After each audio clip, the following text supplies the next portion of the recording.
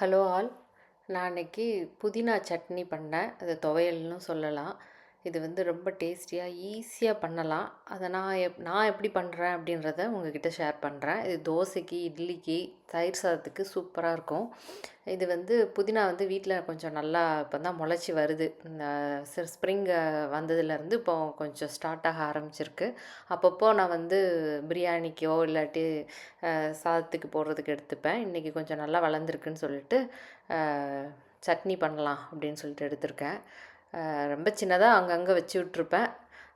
கொஞ்சமாக நம்ம வீட்டில் இருக்கிற புதினான்றதுனால நம்மளுக்கு வந்து கொஞ்சமாக கிடைச்சாலும் போதும், நல்ல ஃப்ளேவர் இருக்கும். உடனே நம்ம கட் பண்ணி உடனே பண்ணுறதுனால நம்மளுக்கு வந்து ரொம்ப கொஞ்சமாக இருந்தாலுமே நம்மளுக்கு வந்து அந்த ஃப்ளேவர் கொஞ்சம் நல்லா ஃப்ரெஷ்ஷாக நல்லா கிடைக்கும்.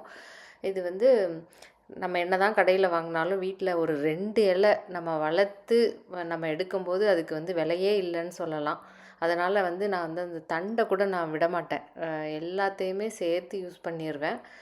ரொம்ப டெண்டராக தான் இருக்கும். இப்போ தானே வளர்ந்து வந்திருக்கு. அதனால் வந்து தண்டு கூட நான் விடறதில்ல. எல்லாத்தையுமே சேர்த்து கட் பண்ணி போட்டு தான் நான் பண்ணுவேன். ரொம்ப நல்லாயிருக்கும். இந்த புதினாலேயே நிறைய வெரைட்டிஸ் இருக்குதுன்னு சொல்கிறாங்க. ஸ்பேர்மெண்ட்டு, ஆப்பிள் மின்ட்டு அப்படின்ட்டு. இது எந்த வகையான மின்ட்டுன்னு தெரியல. நான் ரொம்ப வருஷமாக வளர்த்துட்ருக்கேன். அப்புறம் கடாயில் வந்து கொஞ்சமாக கடலைப்பருப்பு போட்டு அதை வந்து ஒரு பிடி கடலைப்பருப்பு ஒரு 2-3 டேபிள் ஸ்பூன், அதுக்கப்புறம் வந்து பெருங்காயத்தூள், அது கொஞ்சம் பொரிஞ்சதுக்கப்புறம் பெருங்காயத்தூள் போடணும். அதுக்கப்புறம் 3 பல் பூண்டு, அதுக்கப்புறம் நான் எப்போவுமே வந்து புளி வந்து கொஞ்சம் வதக்குற இடத்துலையே போட்டுருவேன். நல்லா கொஞ்சம் அது ஃப்ரை ஆனால் அதோடய டேஸ்ட்டு கொஞ்சம் நல்லாயிருக்கும். நல்லா அந்த பொன்னிறமாக கோல்டன் ப்ரௌன் ஆனதுக்கப்புறம் அதை எடுத்து தனியாக வச்சுட்டு, அதுக்கப்புறம் அதே கடாயில் புதினா இலைய போட்டு நல்லா நம்ம வந்து ஒரு 2 மினிட்ஸ் தான். ஃப்ரெஷ்ஷாக அப்போ தானே நம்ம பறிச்சிருக்கோம், ரொம்ப இதாகிடும். ஸோ ஒரு 2 மினிட்ஸு நம்ம அந்த கலர் சேஞ்ச் ஆகிறதுக்குள்ளே அதை எடுத்துடலாம். எடுத்துட்டு அதோட உப்பு சேர்த்து நம்ம ஏற்கனவே ஃப்ரை பண்ணி வச்சுருக்கிறது எல்லாத்தையுமே சேர்த்து நல்லா ஃபைன் பேஸ்ட்டாக நம்ம வந்து அரைச்சி எடுத்துக்கணும். நம்ம தேங்காய் வந்து நீங்கள் துருவின தேங்காய் சேர்க்கணுன்னா சேர்த்துக்கலாம்.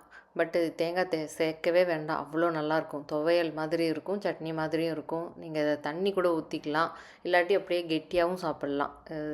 இதுக்கு தாளிப்பு கூட அவசியம் இல்லை. அப்படியே நீங்கள் வந்து அரைச்சி அப்படியே தோசையில் எடுத்து சாப்பிட்லாம். ரொம்ப நல்லாயிருக்கும். நீங்களும் ட்ரை பண்ணி பாருங்கள். Thank you all.